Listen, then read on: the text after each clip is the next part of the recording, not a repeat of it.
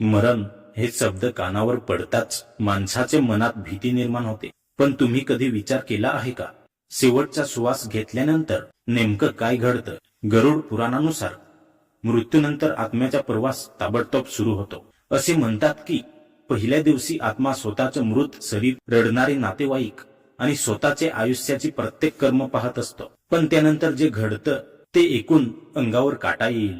आज आपण जाणून घेणार आहोत मृत्यूनंतर आत्म्याचा पहिला दिवस आणि गरुड पुराणातील ते भयानक रहस्य. रात्रीचे 12 वाजले होते. बाहेर मुसळधार पाऊस सुरू होता.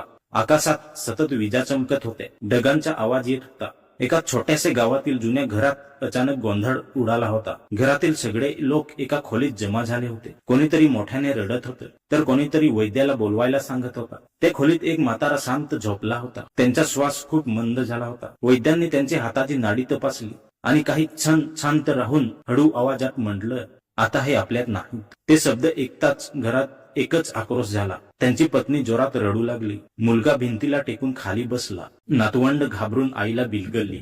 पण त्या सगळ्या गोंधळात म्हातारा मात्र खोलीच्या एका कोपऱ्यात उभे होते. हो, ते स्वतःच्या मृत शरीराकडे बघत होते. त्यांना काहीच समजत नव्हतं. मी इथे उभा आहे, मग ते सगळे का रडतायत? ते हळूहळू पुढे आले. त्यांनी पत्नीच्या खांद्यावर हात ठेवण्याचा प्रयत्न केला, पण त्यांचा हात तिच्या शरीरातून आरपार गेला. ते घाबरले. हे काय?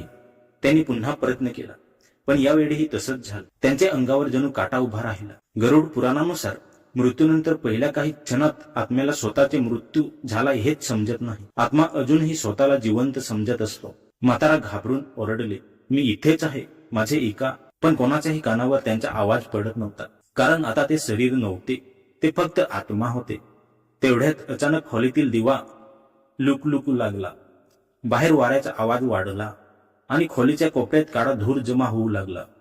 हळूहळू त्या धुरातून 2 भयानक आकृती बाहेर आल्या. उंच काळे शरीर, लाल डोळे, हातात लोखंडी साखळ्या. म्हाताऱ्याचा थरकाप उडाला. तुम्ही कोण? त्यापैकी एक गंभीर आवाजात म्हणाला, आम्ही यमदूत आहोत. त्या शब्दांनी खोलीतील वातावरण अजून थंड झालं. म्हातारा मागे सरकला.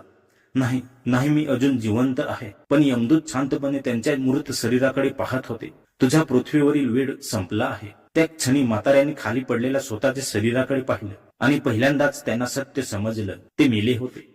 त्यांच्या डोळ्यात भीती भरली. ते पत्नीच्या जवळ गेले. ती रडत त्यांच्या छातीवर डोके ठेवून बसली होती. म्हातारा थरथरत्या आवाजात म्हणाले, रडू नकोस, मी इथेच आहे. पण तिच्यापर्यंत त्याचा आवाज पोहोचत नव्हता.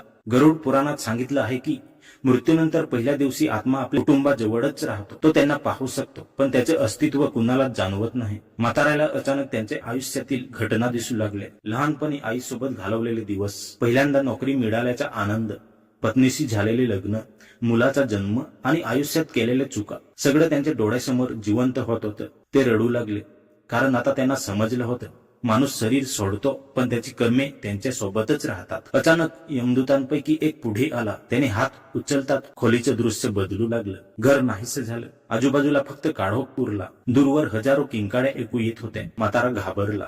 हे कुठे आणलं मला? यमदूत गंभीर आवाजात म्हणाला, हा मार्ग प्रत्येक आत्म्याला पार करावा लागतो. त्या अंधारात एक अचानक नदी दिसू लागली. पण ती साधी नदी नव्हती. त्या नदीत पाणी नव्हतं, तर रक्त, चिखल आणि काळोख वाहत होता. नदीत हजारो आत्मे तडपडत होते. कोणी मदतीसाठी ओरडत होतं, कोणी रडत होतं, तर कोणी नदीत बुडत होतं. म्हाताराच्या पायाखालची जमीन सरकली. ही कोणती जागा आहे? यमदूत म्हणाला, वैतरणा नदी. गरुड पुराणानुसार मृत्यूनंतर आत्म्याला आपल्या कर्मानुसार या भयानक नदीचा सामना करावा लागतो. म्हाताऱ्यांनी नदीत पाहिलं आणि अचानक त्यांच्या त्या आत्म्यांमध्ये एक ओळखीचा चेहरा दिसला. म्हणूनच गरुड पुराण सांगतं, माणसाने आयुष्यात केलेली प्रत्येक कृती, प्रत्येक शब्द आणि प्रत्येक कर्म मृत्यूनंतर त्याच्यासोबत जातं. पैसा, संपत्ती आणि शरीर इथेच राहून जातं, पण कर्म कधीच साथ सोडत नाहीत. त्यामुळे जोपर्यंत श्वास आहे तोपर्यंत चांगली कर्म करा, दुसऱ्यांना मदत करा आणि जीवनाची किंमत ओळखा. कारण मृत्यूनंतरचा प्रवास आपल्या कर्मावरच ठरतो. हर हर